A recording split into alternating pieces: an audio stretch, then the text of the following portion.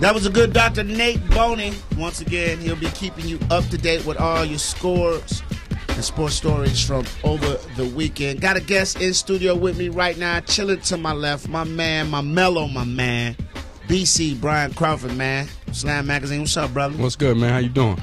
Man, I'm cooler than a fan, man. How was your weekend? Man, my weekend was not long enough, but you know how that go. Yeah, I no sympathy from me there. Mine turn around so fast. Glad we got this brother in here. Of course, he's an aficionado on all things basketball, but we're going to talk a little football first. We're going to talk NFL action. Get right into it. The Bears. Yeah. The Bears. I mean, impressive or should be expected against bum-ass Tennessee? To be expected against bum-ass Tennessee, man. I mean, they suck. You know how that go, man. But here's my thing. And once again, I had a lot of Bears fans. We were all watching the game. And I go, hey, man, I'm still not seeing your offense turn it on early. Like, I still have a problem with that. Like, they didn't really put their foot on Tennessee's throat till the second half. Yeah. When they got rolling. Other than that, the defense was putting them in position to score every time with 5 turnovers. Urlacher with the pick 6. That's 7 defensive touchdowns in 8 games. The pump block. The punt block. That's not counted, is it, towards defense? I mean, really, like the first quarter, like the offense had given up 2 points. Mm-hmm. I mean, but you know that's been the case with the Bears, man. I mean, they never been an offensive team. Their defense scores a lot of their touchdowns, and you know you get away with that during the regular season, but you know that's gonna be a problem down the stretch. But I get it. We saying that they've never scored, but now you got weapons. What's the problem? You got a number one. The other receivers are starting to fall in line in suit. You got a solid running game, 2 solid running backs. Forte's running. He was beast mode yesterday. Right. Why can't you put points on the board? And I don't know if it's the offensive coordinator. I don't know if it's the offensive line. I don't know if it's Cutler. I mean, like you said, they got legitimate 1 and 2 receivers. They got tools. They got Forte. What he had that one? What was it? That one big long run for about 35 yards or something like that. But definitely, that was it. That's it. You can't. That's not gonna get it done, man. I don't understand. Maybe you could tell me. I don't get it. I can't tell you because all I know is coming up in the next couple of games, we're gonna find out. We're gonna find out what they made of. I mean, you got Houston. We got Houston. We got San Fran. We got Green Bay again. Yeah. Coming up. So that's the next 3 games, right? It's Houston, San Fran, and Green Bay. Yeah. This one to get real. I mean, it didn't get extremely real. I mean, look. If we can come out of 2-1, out of that 2-1, I'll be happy. Who you gonna beat? I think they can beat San Francisco. Oh man, I don't know. That's the team. That's the team. I think they're gonna get manhandled by. I think we can get Houston too. I think they're gonna beat Houston. You think so? I think they're gonna beat Houston. I think if with Houston you take away. I think they could stop Aaron Foster. Exactly. I think they can contain him. And because Chris Johnson yesterday only got 100-something yards because that 180-yard run. He fell all the way off, man. And Andre Johnson is not the type of receiver like a Calvin Johnson where you got to worry about him stretching you deep down the field. He's like that 3rd and 8 guy that if you miss a tackle, he could probably go the distance. But he's not like a Calvin Megatron who's run by you or Steve Smith that's going to run by you. So I think Bears got guys that could cover him.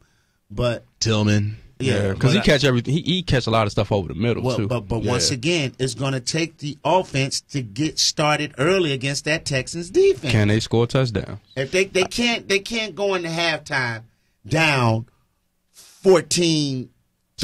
No, they can't. To the Texans. But see, it's a wrap. The thing about it is, man, is when you my thing is I look at the offensive line.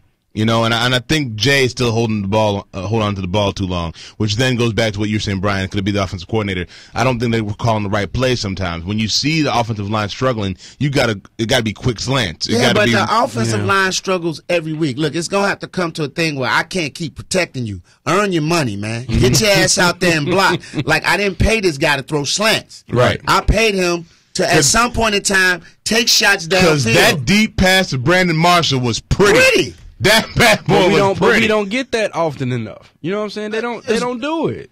But I think the reason why they don't do it is because they scared Cutler's going to be in a body bag if they do. Man's going to listen.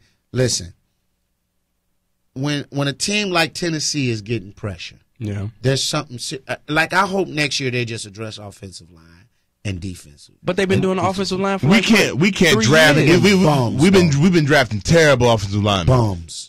I mean, something's been wrong with every last one of them, and they don't last. When I saw all the people that went behind Chris Williams in that draft and shit, I was like, are you kidding me?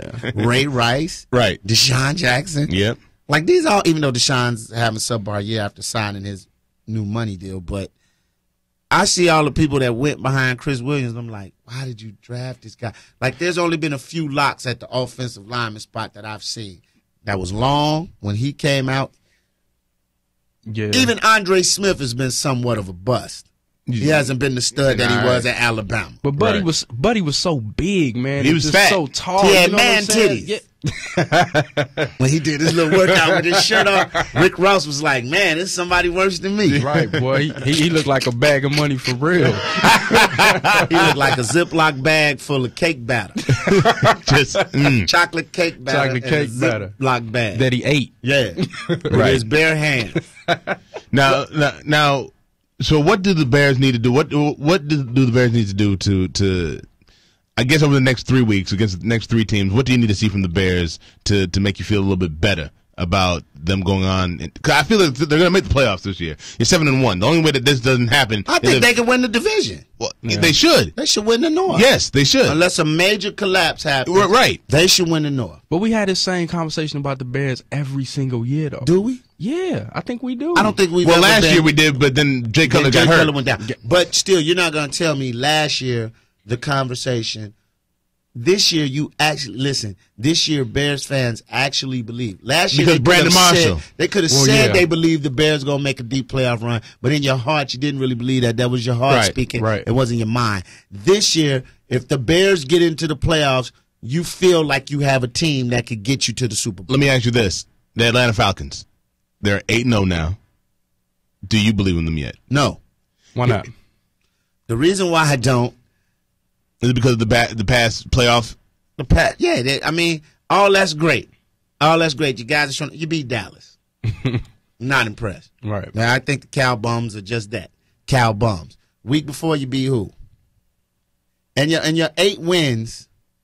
And your 8 wins. You ain't playing nobody. That's what you're saying. I mean, in your 8 wins, New Orleans struggling this year. They play New Orleans next. Okay, they're struggling. Mm-hmm. So this will be a game. If New Orleans beat them, it's like Floyd Mayweather in boxing. Mm-hmm. You know what I'm saying? A lot of people say he hasn't fought anybody, but if he gets one loss, they're going to discredit his whole entire that everything. Goes up in smoke. It was something that I saw yesterday on NBC. They asked Hines Ward on a neutral site, Atlanta versus Pittsburgh. Who do you take? He's like, probably Pittsburgh. He's like, Atlanta over. It goes Atlanta versus Chicago. He's like, I'd probably go with Chicago. You know what I'm saying? He goes, at a neutral site. At a neutral site. He goes, because I'm gonna be honest with you, outside the playoffs, you're not beating Matty Ice in the dome. You're not doing it. They beat KC. They beat Denver. That was when Peyton Manning threw the 3 interceptions in the first half. And he would have won if they got the ball back. They beat San Diego. Uh-huh. They beat Carolina. Yeah. They beat Washington. Yeah. They beat Oakland. Okay. They beat a struggling Philadelphia team who hasn't been right all year. And they beat Dallas. So basically, they have the same issue that the Bears have. Exactly. They haven't played anybody. And the difference is their defense is not as ball hawking and taking away and scoring points like the Bears. So you shut their offense down, you got them in a trick bag. Here's the thing about Atlanta. Their upcoming games, they only play one team that is above 500. New Orleans, Arizona, Tampa Bay, New Orleans, Carolina, the Giants. Now the Giants is the only team that they play that's above 500 right now. I will say this. It's not their fault. Then Detroit and Tampa Bay. You can only play who's in front of you. No. I understand. But the thing about it is they're not dominating. How many of these? Well, they're averaging about 28, 29 points a game. Okay, you dominated KC, 40-24. Denver, 27-21. San Diego, 27-3. Carolina, 30-28. Mm-hmm. ATL, ATL against Washington, 24-17, 7-point ball game. Oakland, 23-20. Philly, you beat them by 2 touchdowns. And Dallas, you win by 6. At home. Right. So what you saying is only a matter of time? What I'm saying is somebody's going to catch them. Yeah. I mean, they're going to the playoffs. They might be the number 1 seed because the schedule is letting them. They might only go in with 1 loss, 1 or 2 losses. And to me, it's going to come back to haunt them because when they play a good team, they've been tested by bums. Right. Look, man. What happens when you get tested by a San Fran or a Giants team that's been there, that understands what it takes to get to that next level? Man, anytime you have a team come into the playoffs with that many with that many wins, I've seen it happen with Green Bay, the Patriots. When Vic put them out. Yeah, I mean it doesn't mean anything because the playoffs, everybody amped up for that, man. And all the teams are good. Yeah. Here's my thing. I think the Bears can win the North, but still, nothing says loving like a pissed off Aaron Rodgers. Because right now, he's doing some prime time leader stuff right now. He calling out the team like, "Hey, dig this. Y'all ride with me, or y'all either with me or you're against me." Yeah. Call them out. Say, this ain't about the coaches. I'm talking to my people. Like, let's go. Free the belt. Stop dropping balls when I hit you in your hands on the slant route. Make me look good. Yeah. I'm sick of this. I'm Aaron Rodgers. I mean, the last 3-4 weeks, that man's been playing on the MVP level. Like no one can. He's 6'4", 4. I mean, this man is throwing touchdowns. They was like that last year. They wasn't really, they didn't really have a whole lot of. But my thing is with last year. He never got questioned. This year, he got questioned. In the beginning of the year. First time they questioned. No, they did. They says Aaron Rodgers making good decisions. We questioned his Green Bay offense. They questioned his leadership. And he got pissed off. From his own teammates. Yeah. His own teammates said it. Bad. You dropping balls. Right, but look at this team now. This team right now, they playing at a whole different level than they were in the first 3 weeks. And they beat the Bears when they were struggling. Yeah. They beat the Bears when they were struggling. And you notice how he's found a new target. Randall Cobb. Yeah. Goodbye, Mr. Jennings. It's a wrap. I'm not gonna say that. I ain't gonna say that either. What? I like Ronald driving retiring this year? He probably is. Okay, so why would you pay Jennings when you got Randall Cobb to do what he's doing for a lot cheaper? I get that. He's gonna be looking for big time money. That's like they're not gonna pay him that. That's like Carlos Boozer and Taj Gibson. Yeah. Boozer's going to be why gone. He's not a starter. Yeah. But it's a reason why Randall Cobb don't start. Because it's the second year, and he was behind. Jennings. He's supposed to be behind Jennings. Randall Cobb is how tall? 5'10", 5'11", one of those 6-foot guys. Mm-hmm. Jennings is how tall? 6'2", 6'3". Nah, 6'1". Plus Cobb is in what, his second year? This is his second year. See, guys like that can sneak up on you. You know what I'm saying? And he returns kicks. Mm-hmm. They sneak up on you. He's double duty. And like I said, everybody. Goodbye, Mr. Jennings. Listen. Everybody does great. The only person so far that's proved it to me that he got put in he was a reserve and made his way even when people started scheming on him, he still does his thing. Wes Welker. And Victor Cruz. Yeah, Victor Cruz too. Now, I would have to see Randall Cobb get put in the starting position where guys are keying on him, setting defenses and to do that, to stop him. Greg Jennings would have to go. We'll see. But can he handle that? That's it's easy to come off the bench and light somebody up, man, because they're not. Like you said, they're not expecting you. Yeah. But when you get out and I start scheming defenses and I pop your ass a couple of times and you take some shots, then we find out what you made of. And I like Randall Cobb, but before Green Bay just says bye-bye Greg Jennings to your best receiver for the past 2-3 years, I don't know. I mean, I think they're going to look at that. When we come back, we got NBA. Brian is here. Let's go ahead and let him talk about the thing that he knows best, and that's the NBA. We're going to talk about the Bulls, the Lakers, Harden, how he looking with the Rockets. Feel the beard. And OKC, how they looking without him. They 1-2. What's going on? With all that coming up. Panic, LA. Y'all team is garbage. Push the button.